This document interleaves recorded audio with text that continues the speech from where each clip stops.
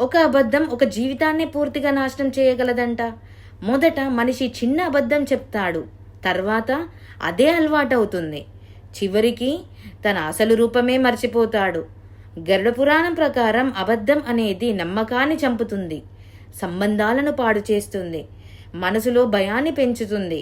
ప్రత్యేకంగా ఇతరులను మోసం చేయడం, నమ్మించి ద్రోహం చేయడం, డబ్బు కోసం అబద్ధం చెప్పడం భారీ పాపాలు అని చెబుతుంది.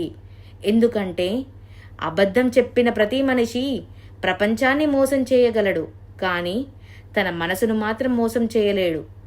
ఒకసారి నమ్మకం విరిగితే మళ్ళీ కలపడం చాలా కష్టం. నిజం నెమ్మదిగా నడుస్తుంది, కానీ చివరికి అదే గెలుస్తుంది అని గమనించండి. అయితే గరుడ పురాణం ప్రకారం మరణానికి ముందు కొన్ని సంకేతాలు కనిపిస్తాయంట. మనిషికి ముందే తెలిసిపోతుందా? నెక్స్ట్ రీల్లో చూద్దాం.